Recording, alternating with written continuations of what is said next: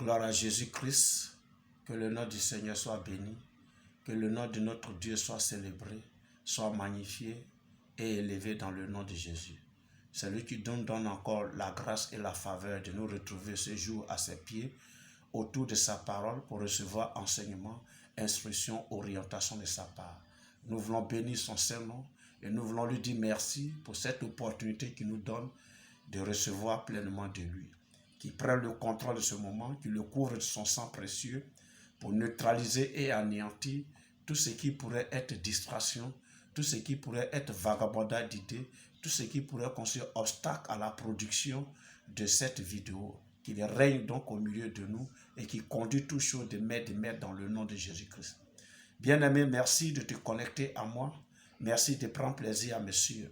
Que Dieu te bénisse depuis ta position et qu'il te dispose à recevoir pleinement de lui ce jour dans le nom de Jésus-Christ. Continue de m'encourager par tes vues, par tes likes, par tes commentaires, par tes partages. Et si tu ne t'es pas encore abonné, abonne-toi, nous allons faire chemin ensemble, car ici nous partageons la bonne parole du royaume des cieux pour gagner des âmes à Christ, fortifier la foi de ceux qui sont déjà dans le Seigneur. Et aussi longtemps tu seras donc de notre partie, le Seigneur te bénira au-delà de toute pensée dans le nom de Jésus. Aujourd'hui, le Seigneur me donne de pouvoir lire quelques passages dans la Bible et autour de ces passages-là, apporter une exhortation à tous mes internautes, à tous ceux qui me suivent. Alors, que Dieu vous bénisse et nous allons aller dans le livre de Ruth. Ruth au chapitre 1, on va lire les 5 premiers versets de ce chapitre 1. Alléluia. La Bible dit ceci: du temps des juges, il y eut une famille dans le pays. Un homme de Bethléem de Juda partit avec sa femme et ses 2 fils pour faire un séjour dans le pays de Moab. Le nom de cet homme était Elimelech, celui de sa femme Naomi, et ses 2 enfants s'appelaient Machlon et Kijon. Ils étaient Éphratiens de Bethléem de Juda. Arrivés au pays de Moab, ils y fixèrent leur demeure. Elimelech, mari de Naomi, mourut et elle resta avec ses 2 fils. Il prit des femmes moabites, dont l'une se nommait Orpa et l'autre Ruth, et ils habitaient là environ 10 ans. Pardon. Machlon et Kijon moururent aussi tous les 2, et Naomi resta privée de ses 2 fils et de son mari. Alléluia. C'est un passage que les enfants de Dieu, les chrétiens connaissent beaucoup. Forcément, ils en ont entendu parler dans des prédications, dans des enseignements, dans des exhortations. Et le Seigneur me donne ce jour la grâce de m'appuyer sur ce premier passage-là pour porter un message. Mais il faut d'abord rappeler l'histoire. Il faut dire que nous sommes au temps des juges. Et la période des juges vient tout juste après la mort de Josué. Quand Josué est rappelé à Dieu, Dieu, par génération, établissait donc un juge sur son peuple. Amen. Et là, il faut dire que c'est donc au temps des juges et il y a eu donc la famine dans le pays. Alléluia. Il y a eu la famine dans le pays et quand on parle de famine, ça dit qu'il n'y avait plus rien à manger pour un peuple agro-pastoral, c'est-à-dire qu'il n'y avait pas de nourriture, on ne pouvait pas s'aimer, on ne pouvait pas récolter, on ne pouvait pas élever le bétail. Donc, et les animaux et les hommes mouraient. Alors, pour un chef de famille, pour un père de famille, c'est de chercher la nourriture pour sa maison. Et là où tu te trouves, si réellement la nourriture manque, alors il faut aller dans un autre endroit où tu peux trouver la nourriture. En tout cas, c'est ce que cet homme a fait. Cet homme de Bethléem de Juda, c'est ce qu'il a fait. Son nom c'est Elimelech, sa femme s'appelle Naomi et ses 2 enfants, Machlon et Kijon. Donc il prend sa famille pour aller donc à Moab, au pays de Moab, n'est-ce pas? Et c'est dans ce pays-là, il va arriver. Il va donc s'installer là-bas. Malheureusement, il va mourir.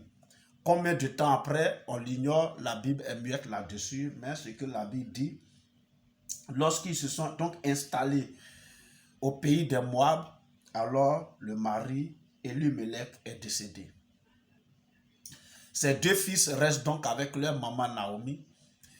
Et eux aussi, devenus grands, ils vont prendre des femmes moabites, des femmes moabites, Orpa et Ruth. 10 ans plus tard, eux aussi vont mourir et Naomi va rester seule avec ses deux belles filles. Alléluia. Donc voici un peu cette histoire-là. Bon, il n'y a pas de mal à ce qu'un chef de famille, lorsqu'il vit dans un endroit où il y a des difficultés pour lui de nourrir sa famille, de trouver un endroit propice, un endroit agréable, un endroit où il pourrait trouver de quoi à satisfaire sa maison en matière de nourriture. Et ici, l'idéal pour Elimelech, c'était donc d'immigrer dans un autre pays où il n'y avait pas de famine à cette époque. Mais le truc, c'est le lieu qu'il a choisi qui devient un problème ici. Le lieu qu'il a choisi, c'est le pays de Moab. Or, le pays de Moab, les Moabites, c'est un peuple maudit par Dieu parce que c'est un peuple incestueux. Dieu n'approuve pas donc le peuple Moab. Et voici ce que la Bible dit par rapport donc à ce peuple-là. On va aller dans le livre de Deutéronome 23, les versets 3 à 6 nous intéressent ici. La Bible dit: l'Ammonite et le Moabite n'entreront point dans l'assemblée de l'Éternel, même à la 10e génération et à perpétuité. Parce qu'ils ne sont pas venus au-devant de vous avec du pain et de l'eau sur le chemin lors de votre sortie d'Égypte, et parce qu'ils ont fait venir contre toi à prix d'argent Balaam, fils de Péor, de Pétor en Mésopotamie, pour qu'il te maudisse. Mais l'Éternel ton Dieu n'a point voulu écouter Balaam, et l'Éternel ton Dieu a changé pour toi la malédiction en bénédiction, parce que tu es aimé de l'Éternel ton Dieu. Tu n'auras souci ni de leur prospérité, ni de leur bien-être, tant que tu vivras à perpétuité. Donc, voici un peu les recommandations que Dieu donne par rapport à ce pays. Parce que ce pays, non seulement il est un pays incestueux, un peuple incestueux, mais derrière ce pays-là n'a pas vraiment accueilli Israël comme il se devait quand Israël sortait de l'Égypte et qui était dans son exode pour Canaan. Au contraire, ce pays-là a fait venir un devin du nom de Balaam pour maudire Israël. Mais l'Éternel a changé la malédiction en bénédiction. Et Dieu dit ici au verset 6, tu n'auras souci ni de leur prospérité, ni de leur bien-être. Pour montrer quoi? Pour montrer que s'il y a la famine à Bethléem, en Juda, ce n'est pas dans le pays de Moab que tu dois te rendre. Que Moab soit prospère ou pas, ça, ce n'est pas ton problème parce que l'Éternel a dit, tu n'auras souci ni de leur prospérité, ni de leur bien-être. Et c'est là Elimelech a fait donc le mauvais choix. C'est là Elimelech a fait le mauvais choix.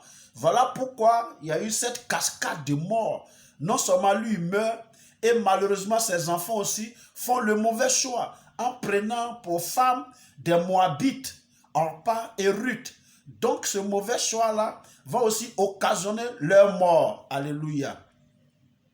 Sinon, ce n'est pas le fait d'aller immigrer dans un pays pour prendre soin de sa famille qui est le problème ici.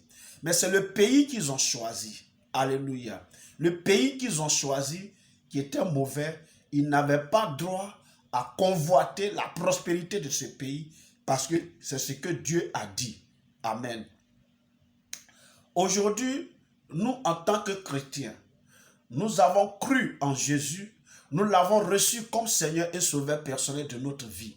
Nous vivons donc pour Jésus, nous marchons pour Jésus. Mais cette marche chrétienne-là, elle est empreinte de difficultés, d'embûches, d'obstacles et d'entraves.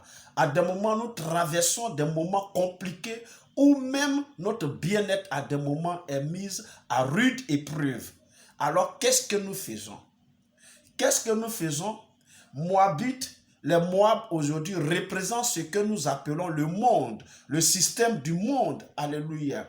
Est-ce que c'est pour aimer, tu vas donc abandonner la main du Seigneur? Est-ce que c'est c'est pour un travail, un mari, une femme, et avoir des enfants, ou alors avoir, je ne sais pas moi, quelque chose qui va peut-être changer ta vie, que tu vas abandonner la main du Seigneur.